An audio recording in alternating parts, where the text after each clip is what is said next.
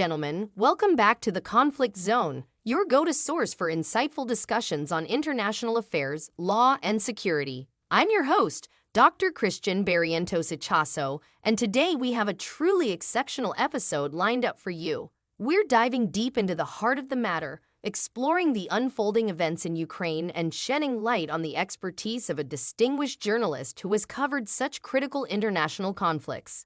Our featured guest needs no introduction to those who closely follow military and intelligence matters. With an impressive career spanning numerous renowned media outlets, Martin Arostegui stands as a beacon of experience and knowledge in his field. Martin Arostegui's remarkable career. Martin Arostegui is not just a journalist, but a seasoned war correspondent who has ventured into the heart of conflict zones to bring us the stories that shape our understanding of global events. He's been a voice for the voiceless, reporting on the complexities and nuances of international conflicts that mirror the current situation unfolding in Ukraine. Arostegui's byline has graced the pages of reputable publications such as Voice of America, The Wall Street Journal, The Daily Telegraph, The Washington Times, CNN, FOX News, UPI, and France 24. His reporting has provided invaluable insights into the world of military operations, intelligence strategies, and geopolitical dynamics. Twilight Warriors, exploring military special operations. But Martin Arostegui's influence doesn't end with his reporting. He is also an accomplished author, having penned the enlightening book Twilight Warriors. This book delves into the world of military special operations, shining a light on the brave men and women who undertake covert missions to ensure our security.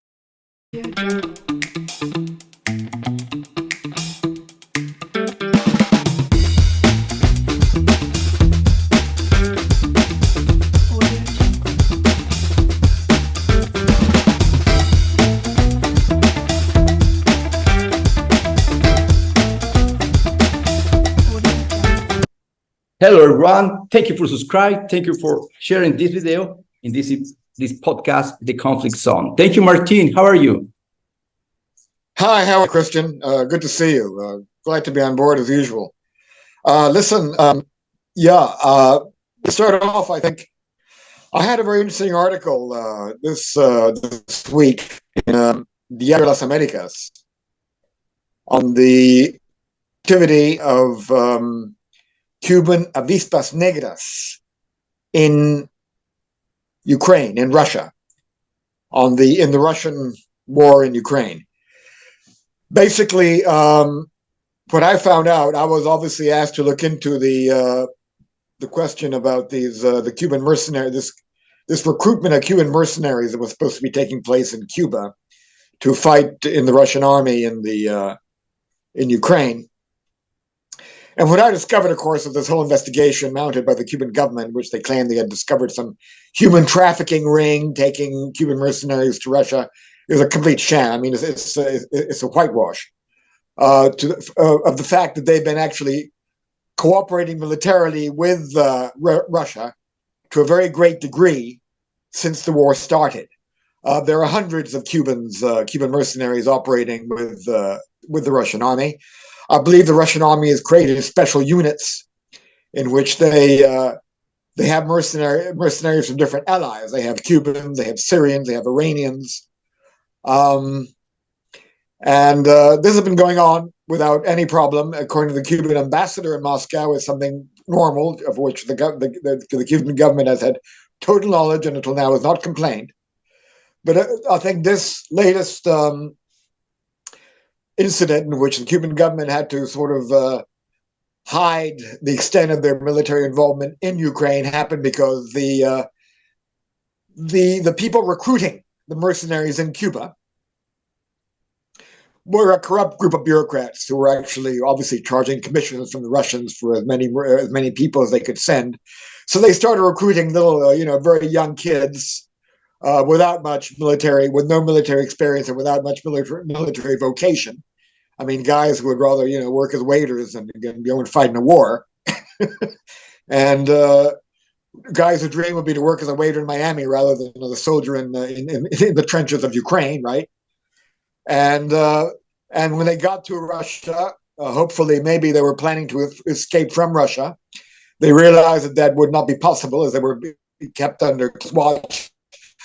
The moment they got off the flight, so you had Cubans sitting all the way from Russia to Cuba. I mean, from Cuba to Russia, up to the point from which they were going to be taken to Ukraine, at which point the Russian army takes over. It was obviously a very extensive scheme, human trafficking scheme, if you want to call it, but I would call it a funneling scheme for Cuban mercenaries, who had to have knowledge and approval of the Cuban government at the highest level. But the Cuban bureaucrats got greedy, as communist bureaucrats tend to do. The bureaucrats got greedy. So they just started piling in as many people as they could. They got these kids that didn't want to, obviously, they wanted to do was divide front, or dig trenches for the Russians, as they said that they were supposed to be doing. And they got sick.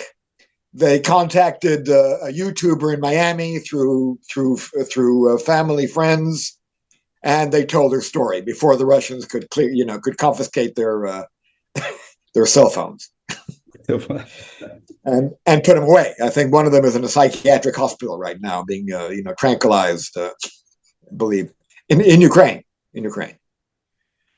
So this is what happened, and as a result of that, sure, I mean, YouTube, CNN was alerted. A lot of international news organizations were alerted. The Cuban government had to react. They had to give a response, a cover story to save face in front of the international media. So they came up with this, that they were investigating this human trafficking organization, sending Cubans to fight in Russia, which is a lot of nonsense. As far as they having discovered anything, this has been going on for years since the war in Ukraine started. Well, a year and a half, right? And there was some inquiries or through the Ukrainian authorities, through the Ukrainian intelligence services, is that they actually have a record. They've been investigating the fact that there are highly trained Cuban military personnel, which they say are avispas negras. This is a special operations unit of the Cuban army. It is an elite. It is like the Navy SEALs or Delta Force of the Cuban army. Very brutally trained Cubans in combat along the lines of the Russian Spetsnaz, and even along the even more brutal training of the North Korean special forces. And there's about at least 100 of them in Belarus, training presumably in, which is, of course, we all know is a very close military ally of Russia. Belarus was the base for which Russia launched its initial invasion of Ukraine.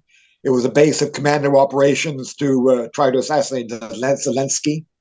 It's been a very important military staging ground for Russian operations in Ukraine. And we assume that they're preparing possibly infiltration missions, sabotage, intelligence operations from Belarus, in which Cuban avispas negras, Cuban special forces, might be directly involved, either up.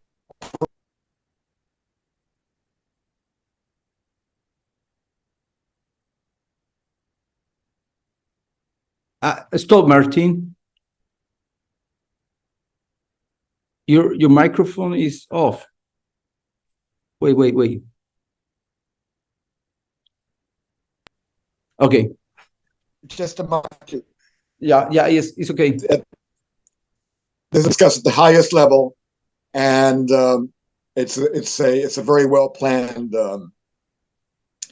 operational system that they have going. So we are. It seems if anything, it seems the Cuban role in Ukraine might be expanding, and as I say, the Special Operations Unit, which is the top unit in Cuba, is there. It's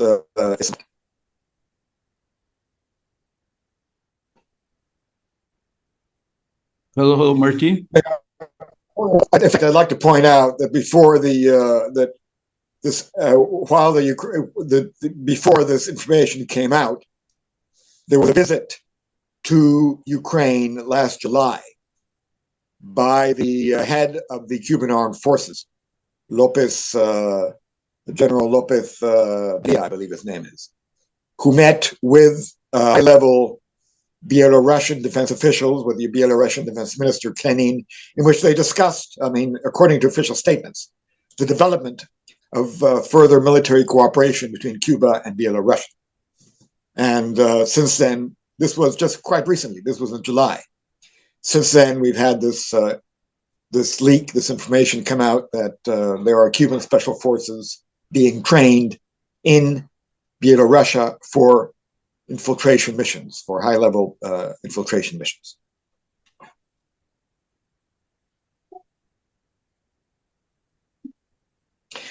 I might also say that, of course, as I said before, Russia is a staging ground for all kinds of operations has already been a staging ground for a whole series of Russian military operations in Ukraine. And you've got members of the Wagner group there.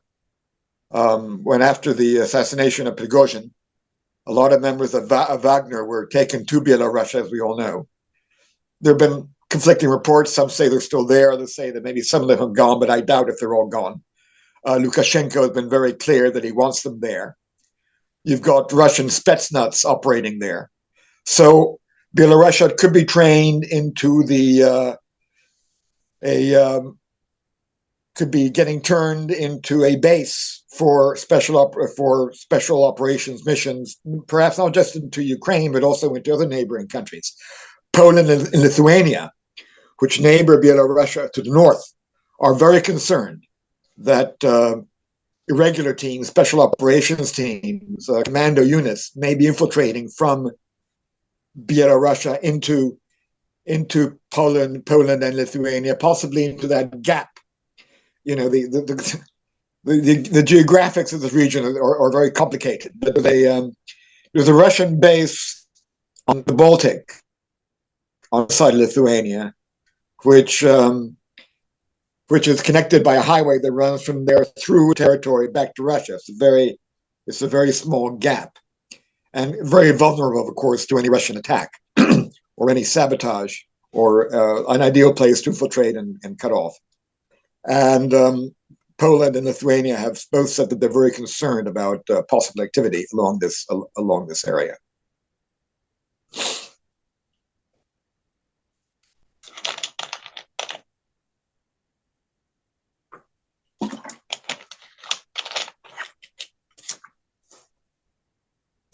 So, Christian, tell me.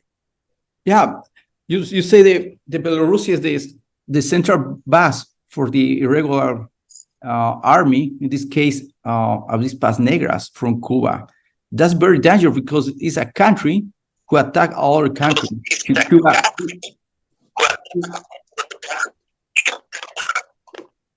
The audio is bad. I hear you very badly, Christian. Could you repeat the last part of what you said? Okay. You write by the Diario Las Americas a report about the Avispas Negras who have a base in Belarusia. This is the information of the Cuba country in the other war, in this case, Ukraine war.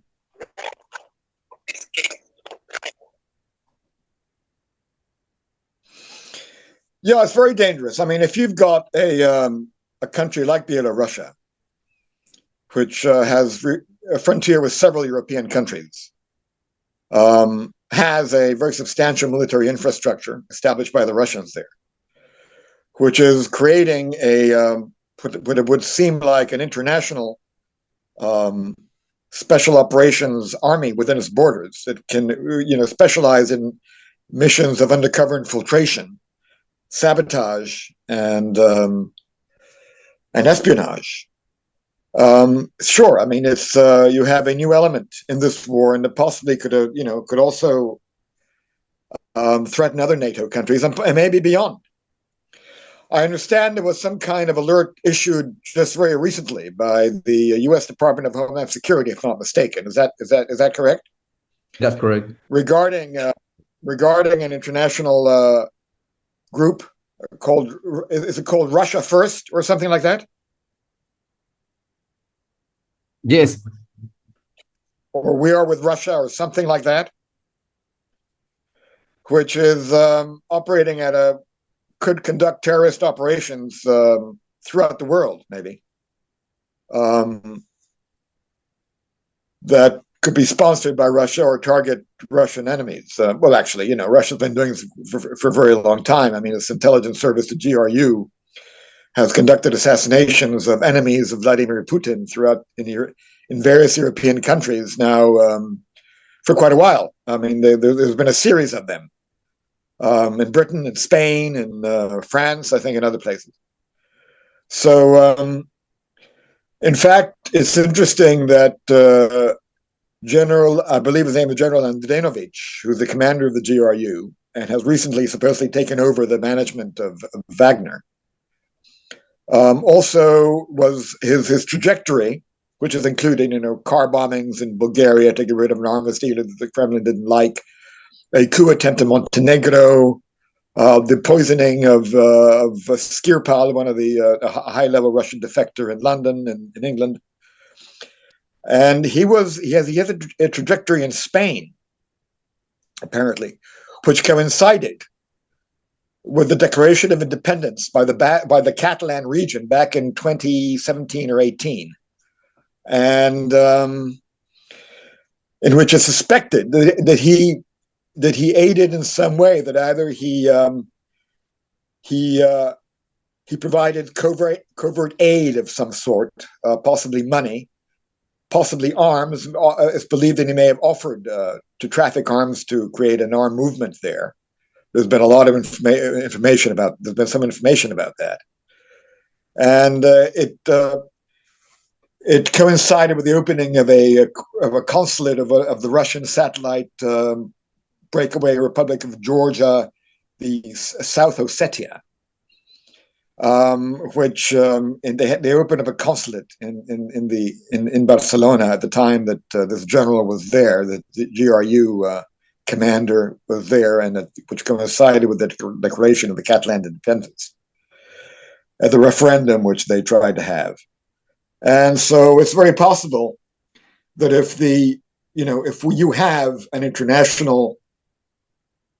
mixed international operations unit forming in Belarus, specializing in languages, they're obviously, they know Spanish, they know Russian, they know, they're learning Ukrainian, that this could be used to operate. This is for the purpose of exactly doing this, maybe operating in a vulnerable European points, like maybe the Catalan region, if that does develop into a violent conflict.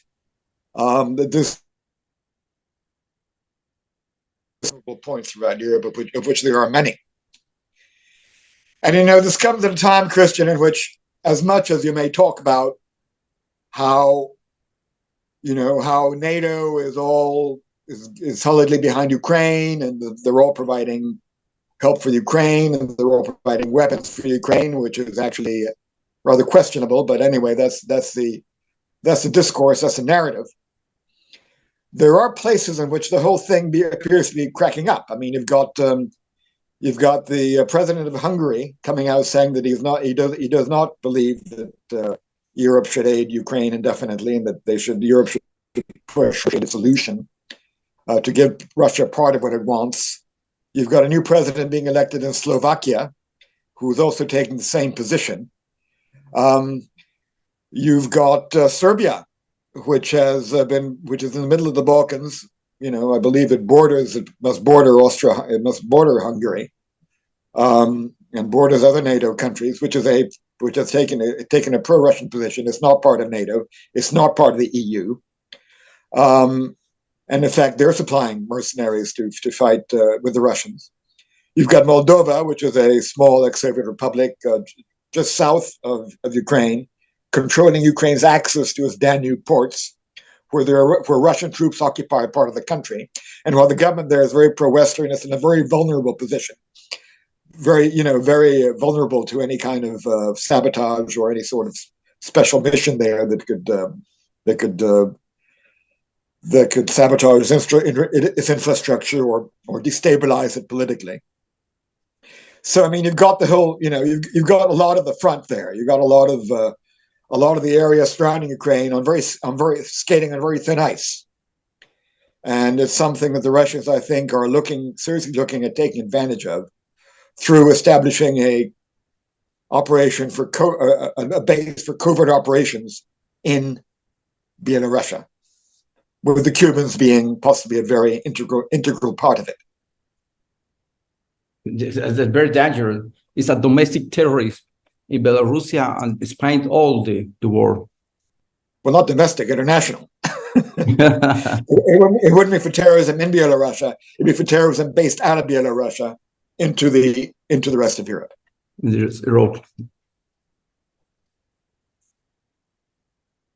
And I believe that Homeland Security has raised a threat assessment about this, and they are concerned about possibly Russian-sponsored international terrorist operations.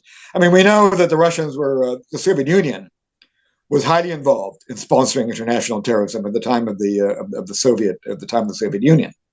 The Russians took a lead role in this. In fact, I think to some extent they created international terrorist groups.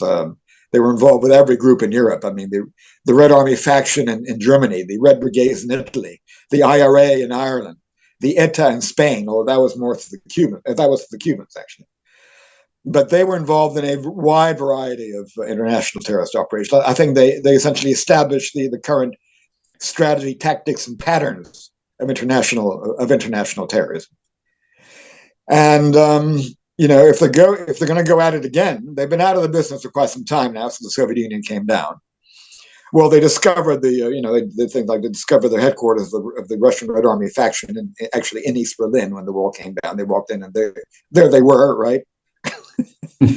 And they were involved, of course, with a lot of the Middle Eastern terrorist groups and so on. And of course, when the Berlin Wall came down, and you had in Perestroika, the whole thing stopped. But I think from what the latest intelligence indicates, that this could be starting up again. And this is what I think we may be dealing with. And I think U.S. intelligence agencies are becoming aware of this. What is your opinion about the Indian president who killed this guy in Canada and to the relationship with Canada and India now? Well, Christian, I don't know. Anything that comes out of Justin Trudeau's mouth, I am very suspect about, frankly. I mean, I think the man is he complains about India, but I think he's been an apologist for regimes like Cuba for a very long time. He's very involved with China. He's publicly said how much he admires China.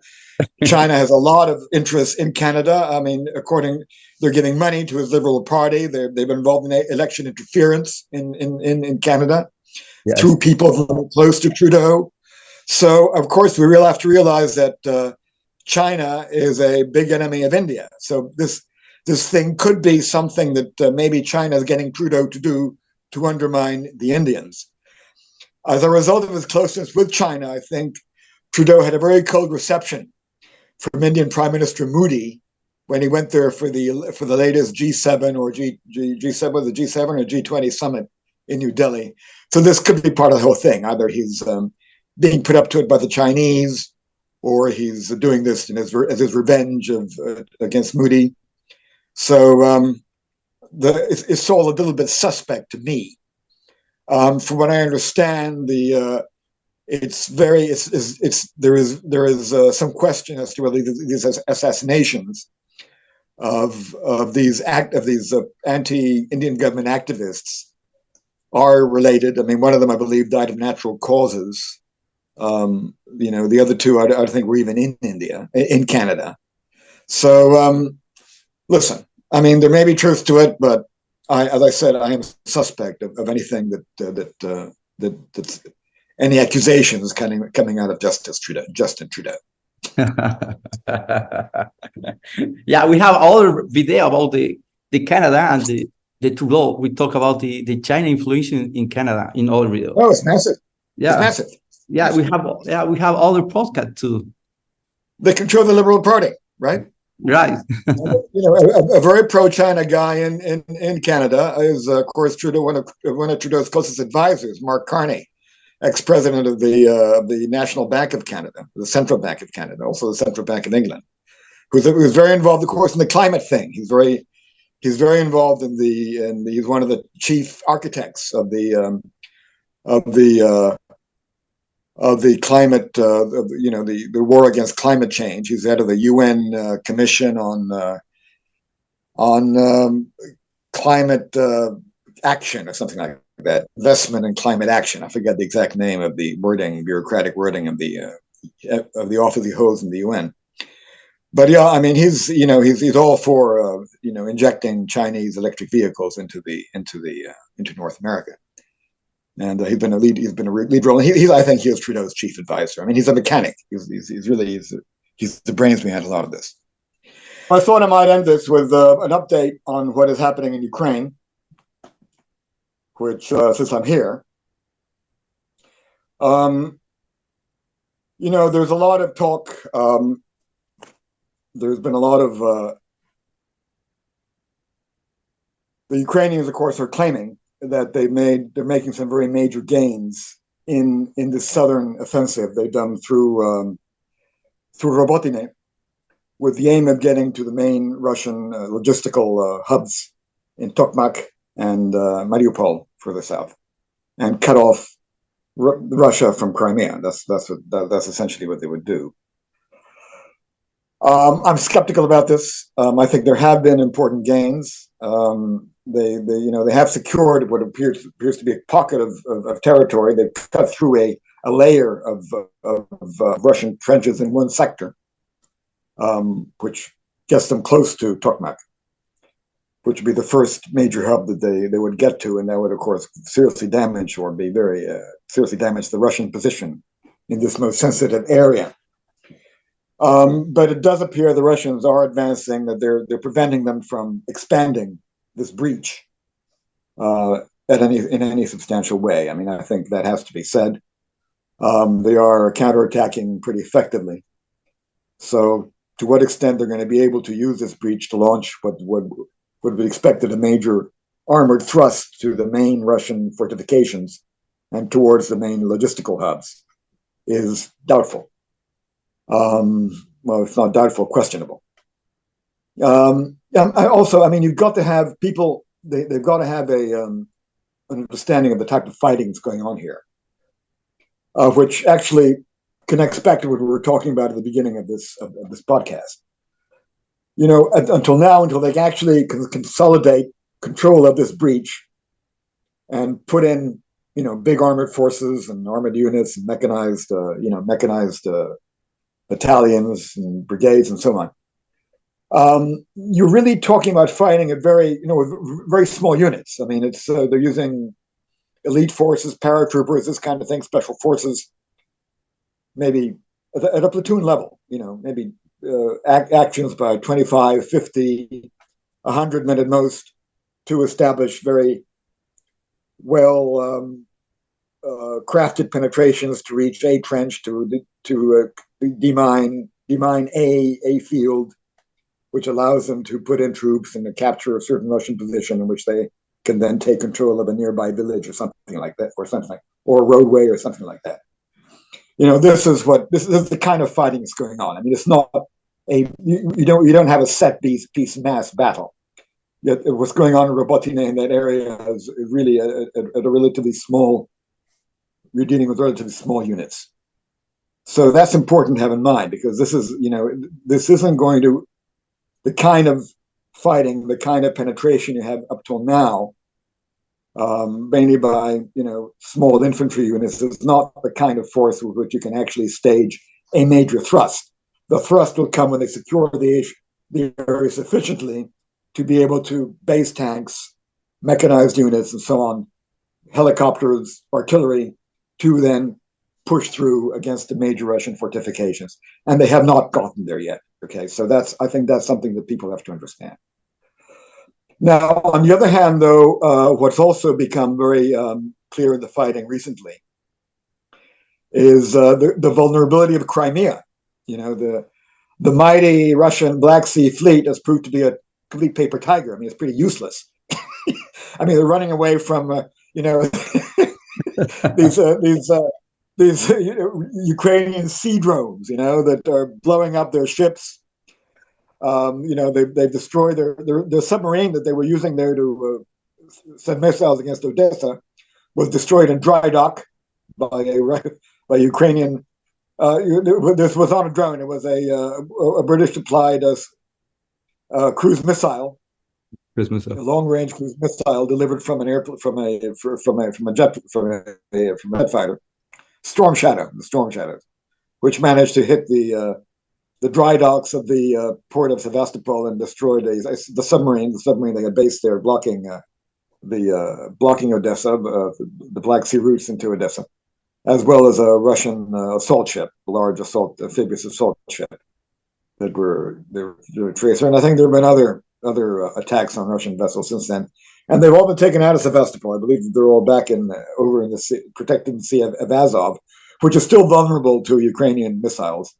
And on top of that, they also, over the weekend, they hit the Russian naval headquarters in Sevastopol and killed the admiral, the chief Russian admiral of the Black Sea Fleet.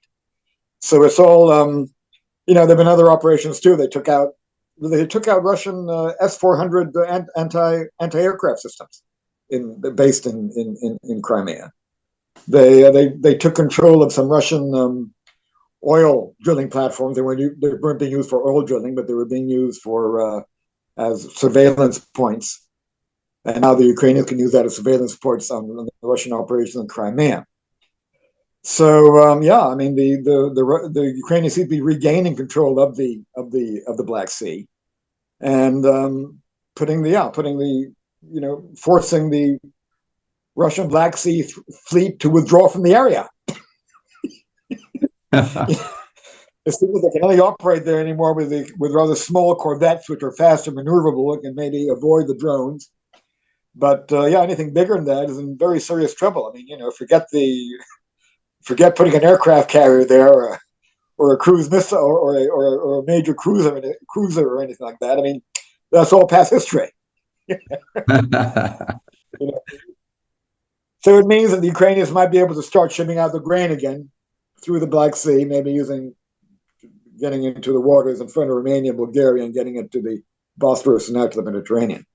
So maybe the blockade, they're succeeding in breaking the Russian blockade of their ports and showing up Crimea, as the Russian position in Crimea is in fact being very, very vulnerable to attack and very precarious.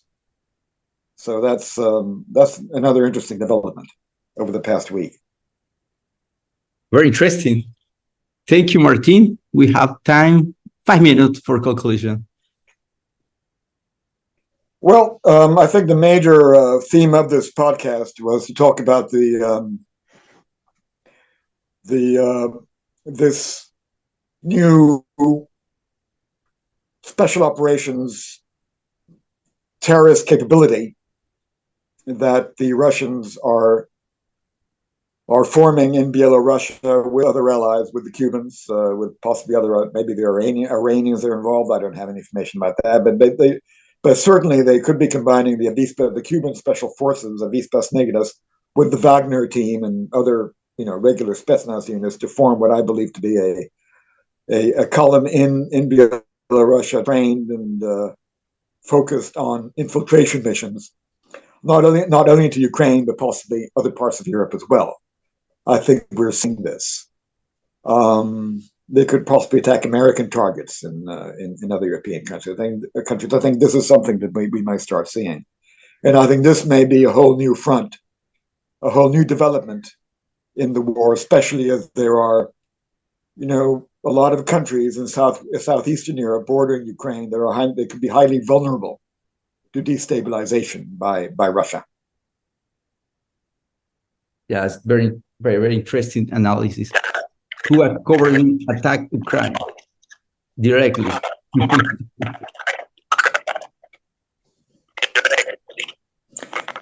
Okay, Christian.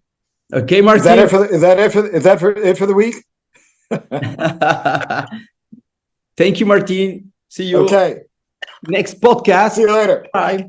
All and share this video about Bye-bye. covering attacks in Ukraine. Alert possible terrorist attacks in Europe in the United States. Thank you. Subscribe. Thank you, Martin. See you later. See you later. Analyzing the situation in Ukraine. Today, we're fortunate to have Martin Arostegui with us, providing his expertise on the developing situation in Ukraine. As tensions rise and international concerns mount, Arostegui's insights will offer a deeper understanding of the complexities at play and the potential implications for global stability. A message from Dr. Christian Barrientos Ichaso. Before we kick off our conversation, I'd like to take a moment to express my gratitude to our audience. Your support, subscriptions, and engagement keep our mission alive to foster awareness and understanding of critical international matters. As an international company and business lawyer, I am deeply committed to sharing insights on international law, security, compliance, anti-corruption measures, tackling crime, and facilitating smooth trade relations. Stay connected. So whether you're an avid follower of international affairs, a business professional navigating the complexities of global trade, or someone seeking clarity amidst the chaos of international conflicts, podcast The Conflict Zone is your destination for accurate information and informed discussions. Ladies and gentlemen, grab your notepads, ready your questions, and get ready for an illuminating conversation with the one and only Martin Arostegui. Stay tuned because you won't want to miss a single moment of this episode. Thank you for joining us, and let's dive right into the heart of the matter.